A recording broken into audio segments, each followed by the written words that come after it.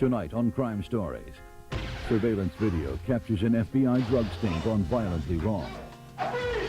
One man is wounded, another is killed by the FBI, but a third man who didn't even know the crime occurred is charged with the murder. I'm sitting in a car. How can I be held responsible? Can the truth be found on this FBI tape, or is there more to this crime than is caught by the camera?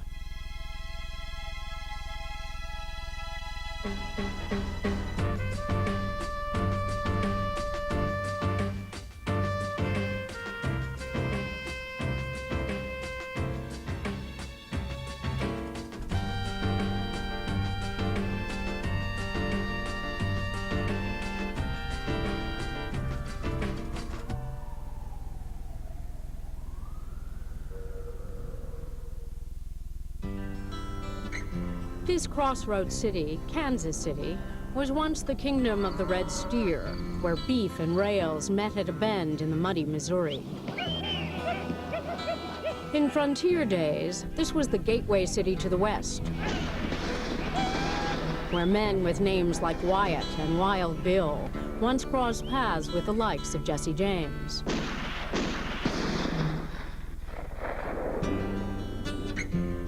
Now the stockyards have yielded ground to the digital highway, and a city of fountains rises to rival the Missouri. But here, as everywhere, law and disorder continue to meet at the crossroads.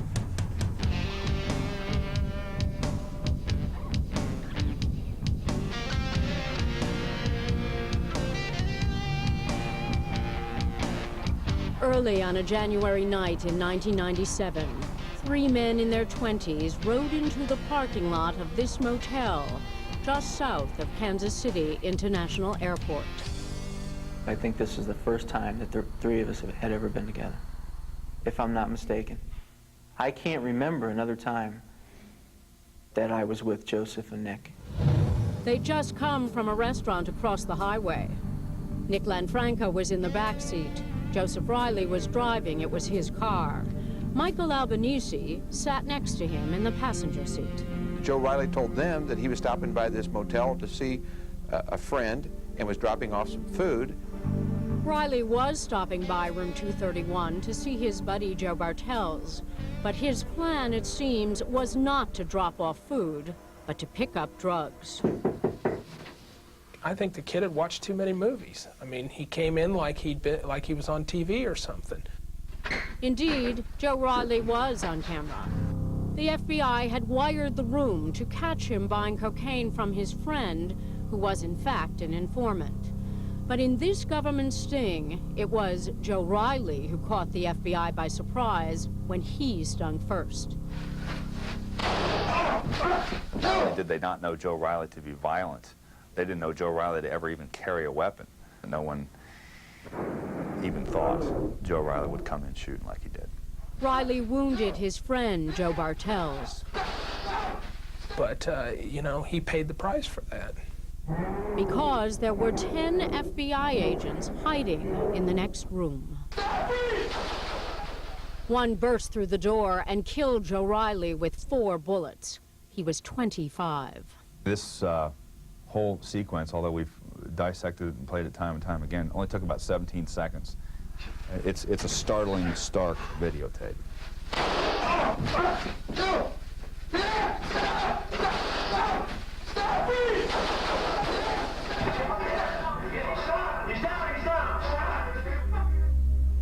Back home in Houston, Cheetah Riley heard the news every mother fears most. I started screaming. I just can't tell you the pain. They were 6 inches away from him, and they shot him in the back, and they could have grabbed him. But they wanted him dead. This is a horribly tragic story about a little kid. I say little kid, he was a man, but he was a young man who sought to emulate what he thought was the mob life or the organized crime life, and truly walked in and gave his life doing it. It's a hard thing to lose a child. It's probably the hardest thing that any mother ever has to go through. Especially a child like Joe. He was a very happy kid. I was shocked. When Agent Halder called me, I was completely flabbergasted that the investigation had taken that turn. And what came next for Joe Riley's friends, waiting for him outside in his car, was also a complete shock. I didn't even know what it was or what it was about.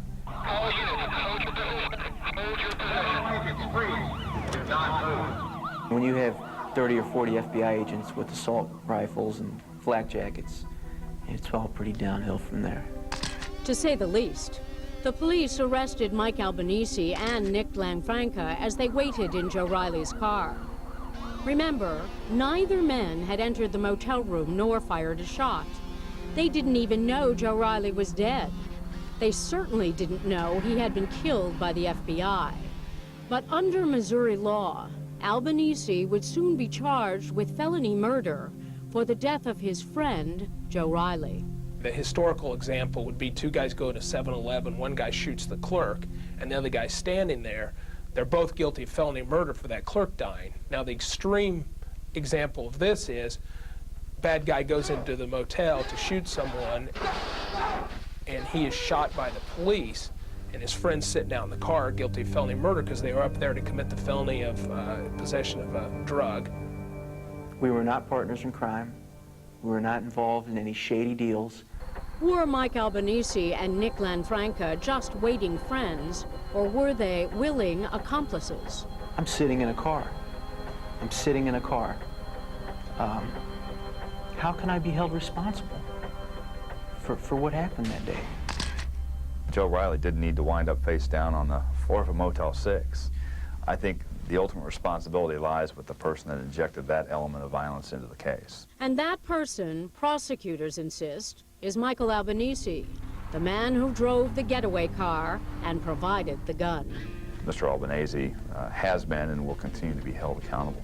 I'm being used as an FBI scapegoat because the government, the FBI, they should have never killed Joseph Riley. They should have never let Nick got that far.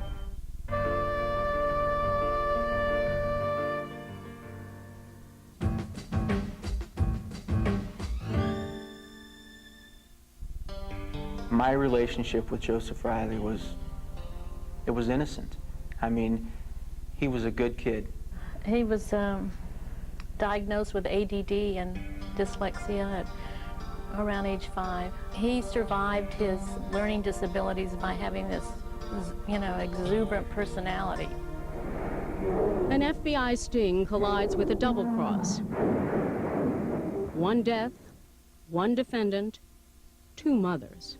I know that he didn't plan this. I know he didn't have a gun, and they're using these false stories to convict somebody that would not ever do something like this. I love you. Miss Albanese is a very nice woman. She's very distraught about what has happened to her child.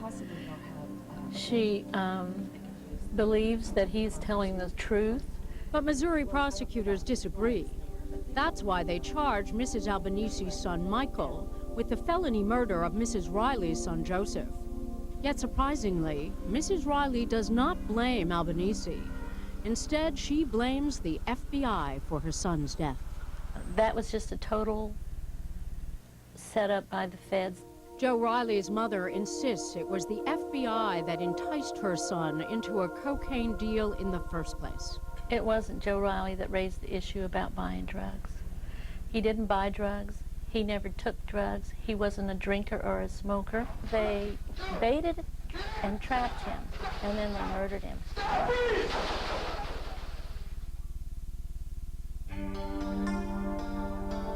They wanted to use my son as a pawn against his father. They have a vendetta against his father. And that's where the felony murder case against Mike Albanese really begins, with Joe Riley's father, Farrell Travis Riley. Travis Riley couldn't be a nicer guy. A one-time butcher from Houston, Travis created a lavish new life and career in the insurance business. After his divorce from Joe's mother, Cheetah, he brought Joe to live and later work with him in Kansas City. They moved to an 8-bedroom mansion, and in in a very exclusive area of town. Travis Riley was paying between $8,000 and $9,000 a month rent for the house. But government watchdogs, like Assistant U.S. Attorney J. Daniel Stewart, viewed the family business as a criminal enterprise. A subcommittee in Congress had been looking extensively at the insurance industry in the United States, and the Farrell Travis Riley had come to their attention because of his criminal activity was so widespread and so blatant that they really couldn't keep control of him. In 1996, Farrell Riley was convicted of fraud and racketeering and sent to federal prison for 9 years. He owed the government millions of dollars in forfeited assets, and the FBI was eager to find any valuable property left behind. And they felt like maybe Joe knew where these allegedly hidden assets are.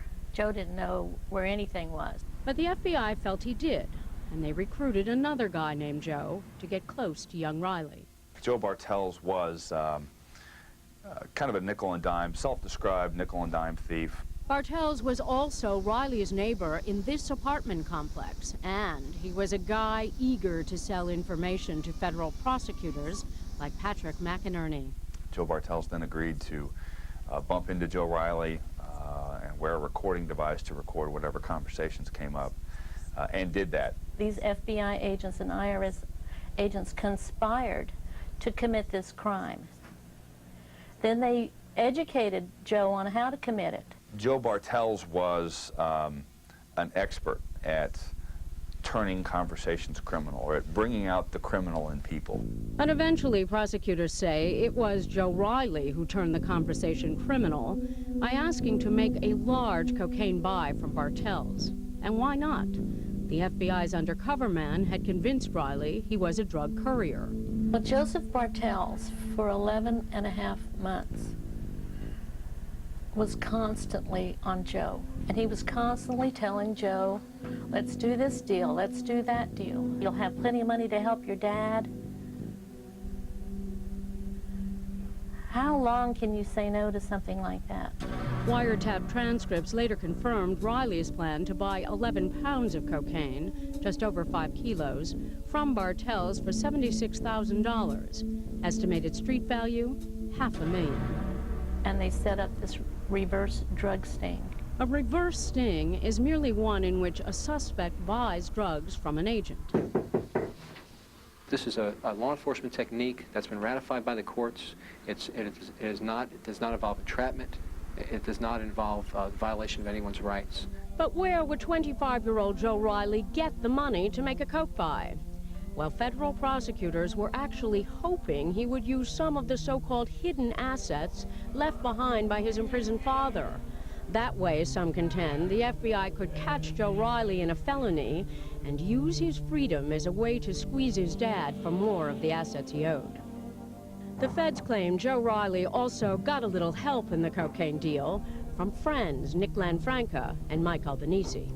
When it came time for Joe Riley to make this deal happen, to consummate this agreement with Joe Bartels, the go-to guy, the man that he spoke first to, was Mike Albanese, because he knew that Mike Albanese could distribute upwards of $500,000 worth of cocaine. In fact, at least 6 months before the Riley sting, McInerney's organized crime strike force already had Mike Albanese under surveillance for suspected drug dealing. You know, in Kansas City, if your last name ends in a vowel, I mean, the FBI knows about you, one way or another. They're very, very biased in this town. And I'm definitely not who the FBI and the U.S. attorneys and the state prosecutors say I am. Who am I? I'm a poor Italian kid from Brooklyn, just trying to get by in life, you know. Born in Brooklyn, Mike and his divorced mother moved to her native Kansas City when he was 6 years old. Mike is Janine Albanese's only child. Michael is a very charming, caring son. He's a real people person.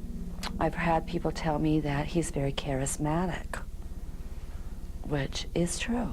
Mike Albanese's been known to law enforcement in this city for some time. He became known most notably for a 1993 homicide which occurred in the Westport district of Kansas City, which is a bar and nightclub district here in the city. Mike came to my door. He was covered from head to toe with blood. He was hysterical crying. He didn't know he had killed somebody, but he knew he had been beaten up. The evidence in that case was that after what amounted to a bump by a pickup truck full of guys from out of town, Mr. Albanese got out of the car, and there was some square-off between the parties in one car and Mr. Albanese and his friends, and Mr. Albanese used a ceramic tile-cutting knife that he carried with him and stabbed this gentleman one time, the driver of this pickup truck one time, in the heart. What did I feel? Horrible. When I left that scene, I went straight home. And I remember calling the hospital in that area and asking them if a stabbing victim had been brought in. And when they told me that he was gone, I mean, I can't even explain to you that feeling.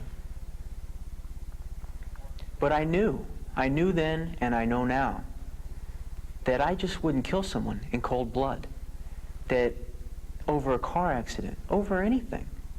But to defend myself, my life, in the middle of the street, in the middle of the night, 3 or 4 construction workers, you know, on me, 5 altogether, what's a guy to do? Lay down? In Kansas City's Jackson County Courthouse, a jury rejected Albanese's claim of self-defense and convicted him of manslaughter. He was sentenced to 45 years. But in 1996, his conviction was overturned on appeal because of the judge's faulty jury instructions on the issue of self-defense. Here, I win an appeal, you know, fairly big case in KC, and then all of a sudden they're, you know, charging me with this felony murder. That is, the 1997 murder charge for Joe Riley's death in the FBI drug sting. They all work together. They're all together. Well, I don't know that the police were after him. I think he actually came in the back door of this case. But as prosecutors, sure, we were after him. We were after him to convict him. And we were after him to give him a long sentence. We were going to take the case to the wall. And to do so, Platte County prosecutor Todd Graves had a powerful weapon. Under the laws of most states, Albanese could not be indicted for felony murder. But in Missouri, this second-degree charge has a very broad reach.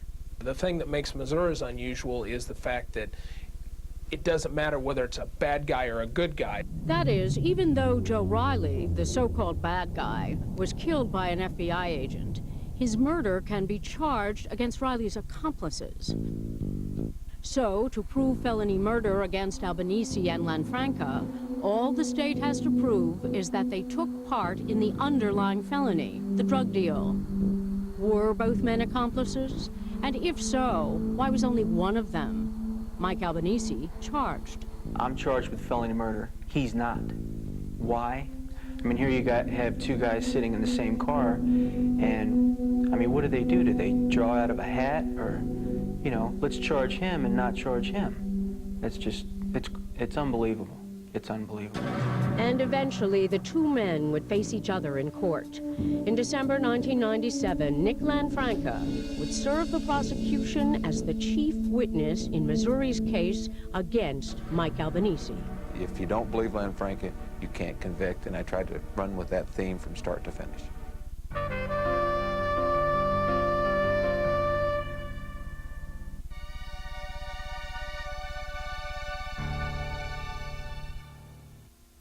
He's an admitted liar. He told you he was a liar. John O'Connor's defense of Mike Albanese rests on a strong offense against his chief accuser, Nick Lanfranca. How can we believe this guy? With all these deals and all this baggage, now all of a sudden he's going to tell the truth? One of Kansas City's most successful criminal attorneys, O'Connor paid his way through college working in the city jail. He's a street-smart guy who also knows the system. But in semi-rural Platte County, where his client faces a murder charge, O'Connor would meet his match in a system where juries are prosecution-friendly. I often say they'll crawl across glass on their elbows to convict someone if they think they're guilty. Remember, in January 1997, Joe Riley wounded an FBI informant during a botched drug sting. Then Riley was killed by an FBI agent. Immediately, both Nick Lanfranca and Mike Albanese were arrested as they waited outside in Riley's car. Albanese was at the wheel, not only with the motor running, but the state says with his foot on the brake, holding the car in drive. Albanese was the person in the driver's seat. He was clearly the getaway driver. And he was also the man who Platte County prosecutor Todd Brave says provided Joe Riley with a gun. Albanese, the evidence will be, this defendant handed the person who's now deceased a loaded revolver. Mike Albanese and Joe Riley had spent the entire day of Thursday, January 30th together, ending it with their visit to this motel just before 6 p.m. Nick Lanfranca spent only a few hours with them, so his tie to the alleged drug deal shrank in comparison. That's one reason Prosecutor Graves charged only Mike Albanese with felony murder and held him on a $500,000 bail. Lanfranca, sitting in the same car doing the same thing, is charged with nothing. There's something wrong with that. But Lanfranca did have a problem. He was out on parole after serving time for a federal cocaine conviction 5 years earlier. So, in February 1997, Lanfranca was taken before Judge Howard Sachs to explain his role in the Joe Riley drug deal. He told Judge Sachs the same story he would tell the Riley and Albanese families. That he and Michael did not have anything to do with the plan. Judge Sachs sensed Lanfranca was lying, so he revoked his parole and sent him back to prison. Then a month later, federal prosecutors charged both Lanfranca and Mike Albanese with conspiracy in the motel drug deal. Mr. Lanfranca, because of his prior drug activity, was looking at more time than Mr. Albanese was. He was looking at 20 years minimum. And his motivation in this case, quite frankly, was to spend less time in the penitentiary. So, facing a possible 20-year sentence, Nick Lanfranca made a deal hoping to reduce his jail time. In October 1997, he pled guilty to the federal drug charge. Then he comes up with this story that, oh yeah, well now I remember, Michael Albanese said this, Michael Albanese said that. I mean, come on, it's not the truth. All rise. In December 1997, Nick Lanfranca takes the stand as the principal witness in Missouri's felony murder case against Mike Albanese. At his request, Lanfranca's face is not shown during TV coverage of the trial. But Assistant Prosecutor Roseanne Smith says his testimony will spell out Albanese's role in the motel drug deal. If you believe, if you're firmly convinced, heart of heart, if you believe beyond a reasonable doubt that this defendant knew Joe Riley was going up to get drugs, he is guilty of this crime, and your verdict should be guilty. I believe Nick Lanfranca is a rat. Sam Mirabile, a prominent Kansas City lawyer who has represented both Joe Riley and Mike Albanese, warns that Albanese's life is now in the hands of someone with a notorious street rep.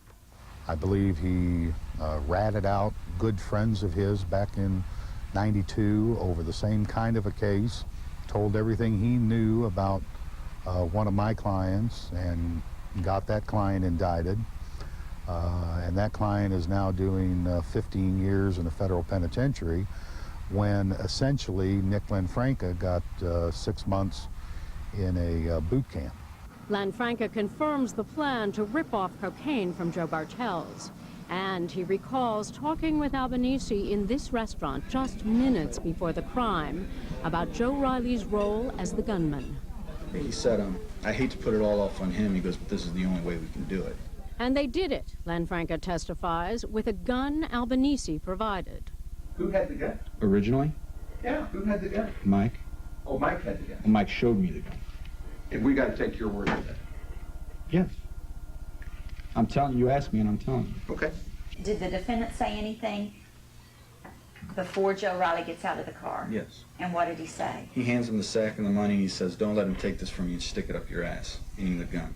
Lanfranca's vivid testimony also includes a comment Albanese allegedly made about the intended victim, Joe Bartels. This guy they knew, who they were about to shoot and steal drugs from, was the father of 2 little boys. Did he say anything else that you remember? He said, "You're fucking worried about his kids?" But for us to understand that these are the words that are said, because no one else is there but you and him, we've got to believe your version, right? I'm not here to convict Mike. I'm here to tell what happened. Okay. Just like you told Judge Sachs, right? The truth? I'm here to tell the truth, yes. So you've only lied under oath 20 times by my calculations in front of Judge Sachs, but, you know, now I'm going to tell the truth. Correct. This guy wouldn't know the truth if it hit him in the face. Most of the evidence against Albanese, however, comes from a vast dragnet of police surveillance conducted throughout January 30th. Undercover FBI agents, whose faces also are not shown during televised testimony, supply the details. Yeah, it was about, I think about 2:40, around 2:30. Yeah, he ordered a Coke and fries. With unmarked cars, phone tabs, and even a plane. Did you see Joe Riley enter 501 North Topping? Yes, I did. I saw that from the air when he arrived there. On that day, 40 state and federal agents tracked Riley and Albanese as they made stops all over Kansas City, eating, meeting, talking. From his motel, Bartels kept calling and recording Joe Riley to arrange their cocaine deal in room 231. 231. All right. You coming? Yep. Myself? Yep. Bye. At one point, Detective Donna Greenwell watched at a nearby shopping mall as Riley shared this very phone call with Mike Albanese.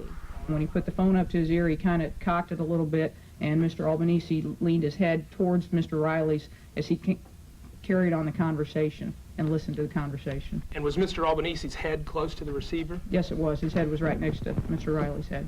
In other words, Albanese, the defendant, was in on it from the beginning. We did not hold the phone between one another like they say we did. And, you know, you or others can say to yourself, what do you mean? You mean that the FBI is lying? Is that what you're trying to tell us? I mean, don't be naive. Don't be naive. Because in my mind, and I've seen this firsthand, they'll do just about anything they can do to get a conviction. But that's an opinion the defendant's lawyer does not share. I don't believe that. I don't believe that the FBI lie. I don't believe that the police lie. I guess there are certain instances where that does happen. I don't think that happened in this case. This case wasn't going to be won on trying to attack the FBI. You know, I think you take the eye off the bouncing ball if you don't stake Lanfranca, Lanfranca, Lanfranca, and that's the case.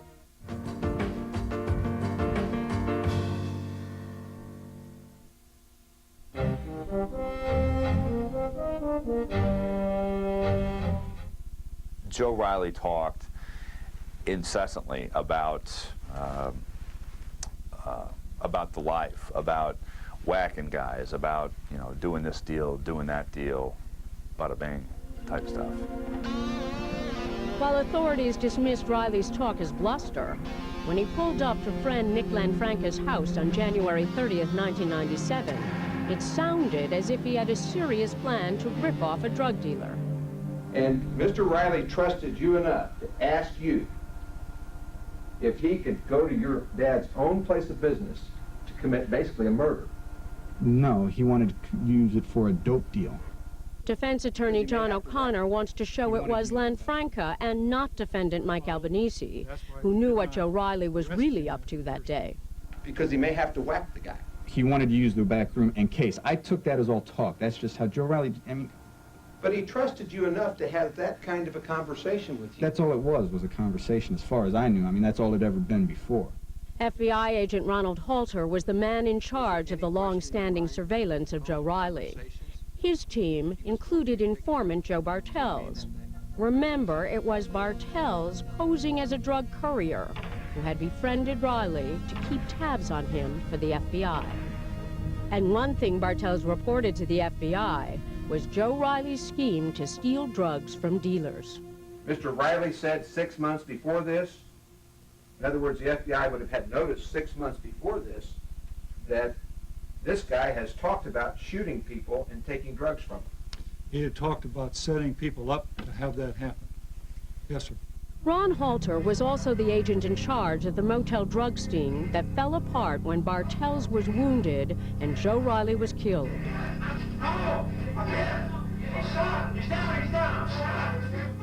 In one of the trial's most tense exchanges, O'Connor confronts Halter about his decision to go ahead with the sting when it seemed likely that Riley was planning a stick-up. You were close to shutting this down, weren't you?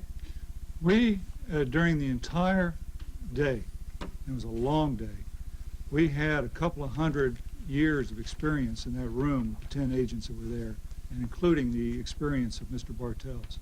And as the man in charge, I constantly sought the advice of my colleagues and Mr. Bartels as to whether or not this was a drug deal that was going to happen or a rip-off. And we were constantly reevaluating the circumstances. And we got down to the last time, and it was a call I had to make. And Another agent at the motel that day had an even tougher call to make. My name's Craig M. Arnold, A-R-N-O-L-D, a special agent with the FBI, currently stationed in Kansas City, Missouri. Remember, although Mike Albanese is the one on trial for felony murder, Agent Arnold is the man who shot and killed Joe Riley. Arnold's testimony proves to be the trial's most dramatic, especially when he describes how he reacted after Joe Riley came in shooting. As you can see, Mr. Riley had some thick gloves on. He had a little trouble operating this revolver, which was quite old, which allowed me additional time to get in there with my partner. The door's opening, I'm making my entry, and you'll see his second shot being taken. I'm coming through the doorway and trying to draw my weapon as quickly as possible. Made a quick evaluation of the situation and knew I had to use deadly force. Arnold says he had to act fast to protect the wounded informant, Joe Bartels, from Riley's next shot. Once I saw him with a handgun out, I knew immediately that I must take immediate action to save his life. And to be quite honest, I was also concerned for my life because I knew he had heard me come through the doorway. I yelled, "Freeze." I immediately discharged my weapon one time, and again, Mr. Riley stayed up, and at that point in time, he turned toward me. And I thought either I had missed or made an ineffectual first shot or two, and I thought he was going to turn and shoot me. Thereupon, I discharged my weapon 2 more times. I stopped firing my weapon when he hit the ground and dropped his weapon. Mr. Riley ended up at my feet. Craig Arnold killed Joe Riley with 4 shots. The agent, a veteran of 14 years with the FBI and 8 with the Marine Corps, then adds this striking footnote. In your time with the FBI, and you said you were in the Marines before, in all that time, have you ever shot your weapon at another person before you came to Kansas City? This is the only time, yes, sir. And though Joe Riley died from FBI bullets, remember, under Missouri law, it's Michael Albanese who has to answer for the killing if the state can prove he and Riley were accomplices in the drug deal.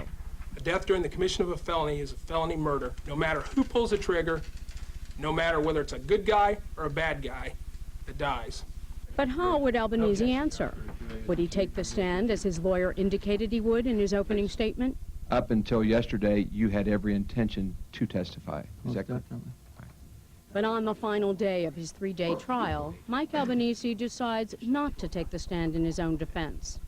In the jury's absence, his lawyer wants to confirm this on the record. After weighing all the factors that we discussed, have you made a personal decision on what you desire today? Yes, I have. And what is that decision? I'm not going to testify. If he testifies, now it's his credibility and Len Franca's tied together. Right now, if the jury follows the instructions, holds the state to their burden, and they don't believe Len Franca, I believe our case is there. The law says this is felony murder, but this is a little unusual circumstance with a bad guy being the one killed, that the defendant is nowhere near the crime scene. Yet, in her summation, even Assistant Prosecutor Smith admits the harshness of Missouri's felony murder law. A lot of folks had bad feelings about this felony murder. Some people just said, I can't follow the law. We had to get those off. Because no matter if it's just like, boy, that's a strange twist of the law, it is the law. And you swore you would follow the law. Which means, Smith reminds the jury, that if Joe Riley's murder resulted from a felony, a cocaine deal, And Michael Albanese was an accomplice in this deal. The felony murder law makes Albanese liable.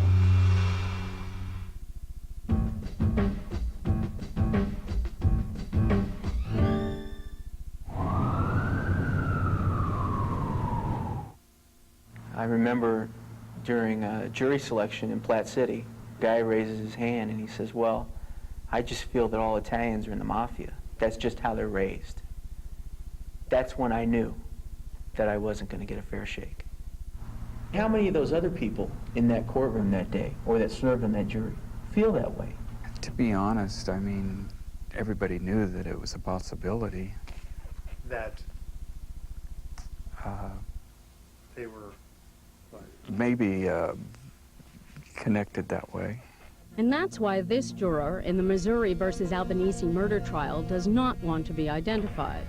Although links to organized crime were never at issue in the case, fear of some mob connection seemed to keep all but 2 jurors from talking with us. And even these 2 felt frightened. Because of the surnames of the people that were involved. You know, that might have some repercussions. I'm thinking I'm stuck here in a conflict between the FBI and possibly the mafia. But what about the repercussions for the defendant, Mike Albanese, especially if the jurors rely on Nick Lanfranca's testimony? When we were deliberating afterwards, we had all kind of come to the same conclusion, and I thought that Mr. O'Connor, the defense attorney, pretty well proved that Mr. Lanfranca was a liar. We didn't consider anything he said. We just disregarded all of it. If you look at this case without Nick Lanfranca, how could you convict me? They were out a long time discussing the case, and in fact, when they were brought back in to see where they stood, I noticed that one of the female jurors had appeared to be crying or was crying. A couple of people said that here was this young kid. I mean, you know, when you're a young man, it's what, 26, 27 years old, and you had, you know, you're holding his life in your hand. And they really kind of felt, they really, you know, just had little doubts that way. In this historic courthouse, 65 years earlier, another Platte County jury convicted a member of the Bonnie and Clyde gang. Now on December 5th, 1997, 12 local citizens once again gathered to pass judgment. Ladies and gentlemen of the jury, have you reached a verdict? We, the jury, find the defendant, Michael G. Albanese, guilty of murder in the 2nd degree as submitted in instruction number 6. We gave Michael Albanese, I think, all the benefit of the doubt. We tried to play it that he did not know why he was riding in that car all day. You know, and it just couldn't wash. For the jurors, obviously, it's hard to believe that someone would be with someone for a big part of the day and not know what they were doing, and not know what they were involved in. And all I can say to you is that's not true. I mean, I had been with him before, and he was doing his own thing. Maybe he wasn't doing drug deals. Maybe he was. I don't know. I feel badly for Mr. Albanese. I really do, but I think we made the right decision, the right verdict. I think if there was anybody my heart ached for, it was Mrs. Albanese. She was just sobbing so badly. Janine Albanese's only child, Michael, age 25, is found guilty of felony murder. But the victim's mother, Cheetah Riley, stands by her.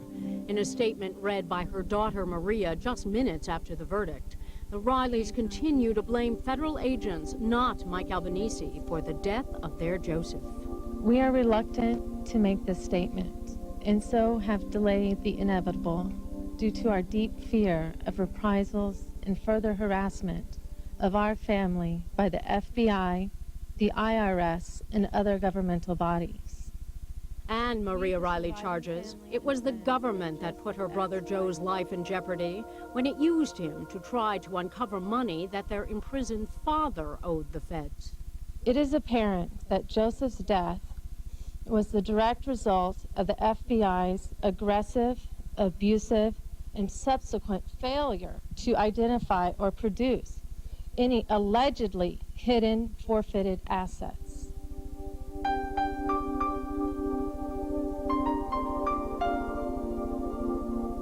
Some little kid that you've browbeaten, harassed, and tantalized for over a year.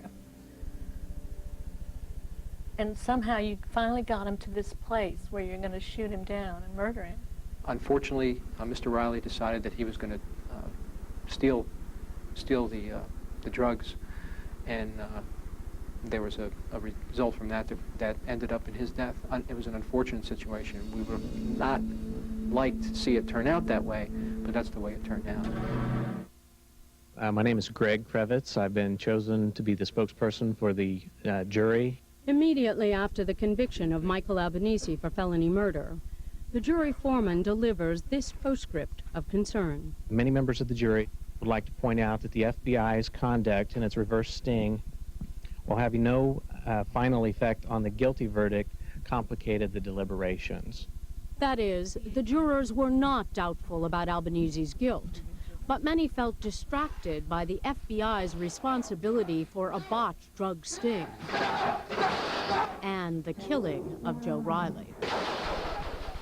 I fail to understand, I fail to see the problem in the conduct of law enforcement in this case that the Platte County jurors alluded to. I think the conduct of the law enforcement agents, particularly Vieira and particularly Craig Arnold, was exactly what we expect of law enforcement officers. For not enough money, these guys put their lives like that on the line and do the right thing, make split-second decisions.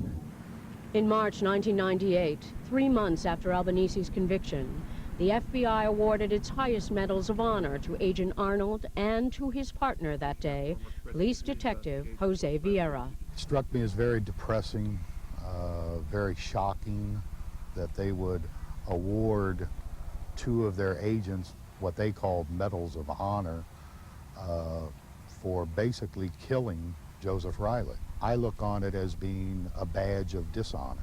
I would give these guys 100 medals. It's back in business now, but in June 1998, the diner run by Nick Lanfranca's father burned down under suspicious circumstances. Was someone trying to punish the family of the chief witness against Mike Albanese? I mean, Michael Albanese from jail orchestrating someone to go do something isn't real realistic to me. I mean, but could it have happened? Sure. Maybe someone got bad food there. I don't know. If I were Nick Lanfranca, I wouldn't want to show my face on the streets of Kansas City. That's not likely to happen soon. Even after his plea bargain testimony, Nick Lanfranca was sentenced to 7 years in federal prison. Mike Albanese, at 25, was sentenced to life. Judge Ward Stuckey imposed this stick sentence because Albanese had a prior conviction. No, not for the Westport stabbing, but for pleading guilty to car theft when he was 18 years old. I just don't understand the injustice of it all. Mike is a very joyous, caring, good person. And it's not right to take his life away and put him in a cage like this.